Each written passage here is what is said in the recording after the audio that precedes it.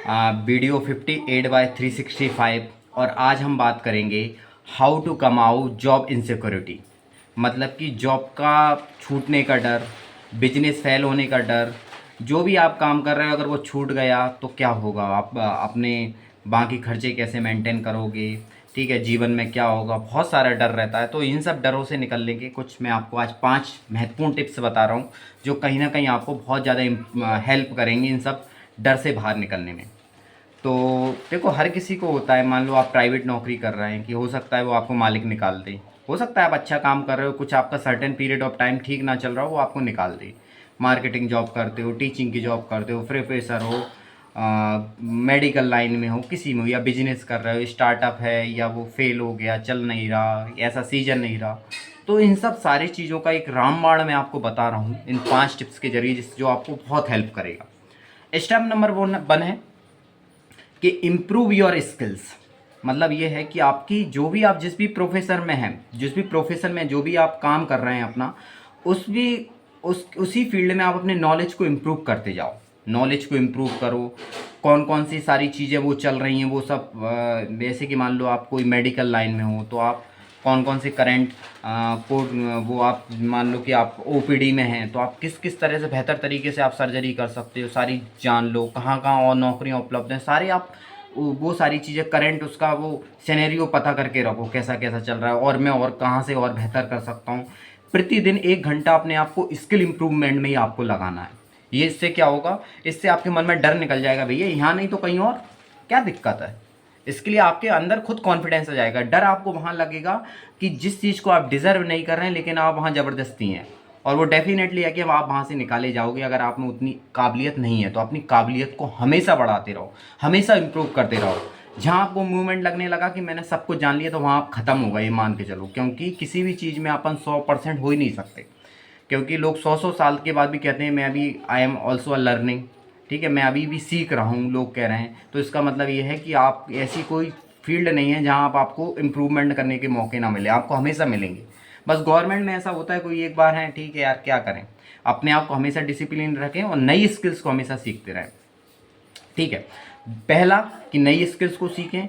दूसरा ये है कि अपना मतलब कि रिलेशनशिप अच्छे बढ़ाएं। मतलब कि अपने रिलेशंस को नर्चर करें। आप जिस भी फील्ड में हैं आसपास के लोगों से बहुत अच्छे अच्छे संबंध बनाएं। देखो, बेकार लोग भी होते हैं, किसी फील्ड में चले जाओ, अच्छे लोग भी होते हैं, लेकिन उन अच्छे लोगों को आपको ढूंढना है और आपसे उनसे अच्छे संबंध रखना है, दिल के संबंध रखना है, ठीक है। उनके लिए लगातार मददगार रहना है, वो आपके प्रति मददगार रहेंगे। आप देखो, दिल से किसी के लिए करोगे तो ईश्वरी भी आप में उसमें साथ देगा। मतलब कि दूसरा है कि अपने रिश्तों को पालें, अच्छे रिश्तों को हमेशा पालें, उनका सम्मान करें, तो डेफिनेटली यूनिवर्स आपकी खुद हेल्प करेगा। तीसरा यह है कि नेटवर्क को अपने बढ़ाएं। नेटवर्क को बढ़ाना मतलब कि अपनी अलग अलग फील्ड में अपने या उसी फील्ड में अपने अलग अलग अलग संबंध रखें, दोस्ती करें, उनकी हेल्प करें, खुद भी हेल्प लें। तो तीसरा क्या होगा, अपने नेटवर्क को हमेशा बढ़ा रखें। मान लो कि मैं इंजीनियरिंग लाइन में हूँ तो कौन कौन से और कॉलेजेस हैं, इंडिया भर में कौन कौन से कॉलेज हैं, आईआईटी क्या होता है, एनआईटी क्या होता है, सब लोगों से संबंध, जितने अच्छे लोगों से संबंध हो सकता है करें आप जीवन में। ये आपको बहुत ज़्यादा हेल्प करेगा। और मोस्ट इम्पॉर्टेंट चौथा कि मेंटर अपने जीवन में जरूर रखें। मेंटर का मतलब ये रहता है कि आपको जो सही सलाह देने वाला हो। क्योंकि आपको तो हर पल ऐसा ही लगेगा कि नहीं नहीं मैं जो भी कर रहा हूँ सब अच्छा ही कर रहा हूँ, लेकिन ऐसा नहीं होता। क्योंकि आप अपनी गलती खुद खुद नहीं ढूंढ पाओगे, लेकिन दूसरों की आप पकड़ लोगे, क्योंकि ये ह्यूमन नेचर रहता है। तो अपने जीवन में एक व्यक्ति ऐसा चुन के रखें जो आपको सही डायरेक्शन देते रहें, उससे पूछते रहें और उसको सही बात बताओ और उससे सही गाइडेंस लेते रहो। वो आपको हमेशा हेल्प रखेगा। और ये मेंटर कौन होता है कि जो जहाँ पहुँचना चाहते हैं वो ऑलरेडी वहाँ पे पहुँच चुका है। वो ऑनलाइन मेंटर हो सकता है, ऑनलाइन कोई कोच हो सकता है, ये आपकी बहुत ज़्यादा हेल्प करेगा।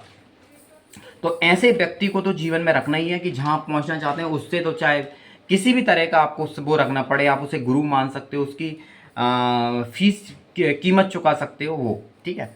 और लास्ट नॉट अ लीस्ट, पांचवा है कि वैल्यू क्रिएट करें। आप जो भी काम कर रहे हैं उसमें वैल्यू देना बहुत आवश्यक है। मतलब कि मान लो कि मुझे कुछ अमाउंट मिलता है, मान लो कि मुझे 50,000 रुपये मिलता है, तो मुझे 50,000 रुपये की वैल्यू देना ही पड़ेगी।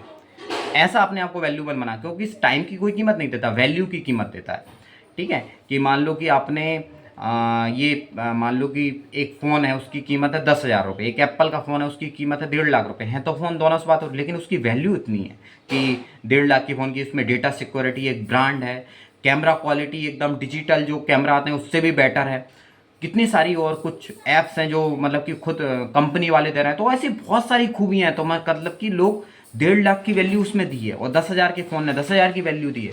तो वैल्यू क्रिएट करना सीखें अपने काम में। मैं समराइज़ कर देता हूँ कि जॉब की सिक्योरिटी यानी कि डर से आप की जॉब ना छूट जाए, उससे हम कहाँ से बेहतर आ सकते हैं कि लगातार अपने आप को 1 घंटा स्किल इंप्रूवमेंट पर देना है, अपना सोशल नेटवर्क बढ़ाना है, अच्छे रिश्ते आपको हमेशा पालने हैं जो आपकी हमेशा आगे चल के मदद करेंगे, जो आपकी बेकार टाइम सबका आता है, ये सारी चीज़ें हैं, ठीक है।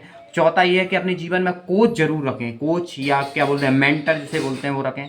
और पांचवा ये है कि अपनी काम में आप वैल्यू को क्रिएट करना है, ठीक है, टाइम पास नहीं करना, वैल्यू क्रिएट करना है कि आप जितना भी पेमेंट किसी से ले रहे हैं उसके लिए उतनी वैल्यू क्रिएट करें। और मैं आखिरी में समराइज और एक और चीज़ को कर देता हूँ। देखो, जीवन की सबसे बड़ी खूबसूरती यही कि हर चीज़ में अनिश्चितता है, यहाँ पे कहीं कुछ नहीं हो सकता, लेकिन यदि हम 100 की स्पीड से चलेंगे डेफिनेटली उसमें बहुत ज़्यादा चांसेस हैं कि एक्सीडेंट के हैं। 40 में चलेंगे तब भी एक्सीडेंट होना है, लेकिन उसमें रिस्क ऑफ प्रोबेबिलिटी बहुत कम हो जाएगी। तो अपनी अगर प्रोसेस सही होगी डेफिनेटली हम बहुत बहुत सारी चीज़ों को हम सुधार सकते हैं जो हमारे हाथ में कंट्रोल है। तो बाकी हेल्दी रहिए, अच्छे लोगों की संगति में रहिए, डेफिनेटली आपका जीवन परिवर्तित होगा। Thank you.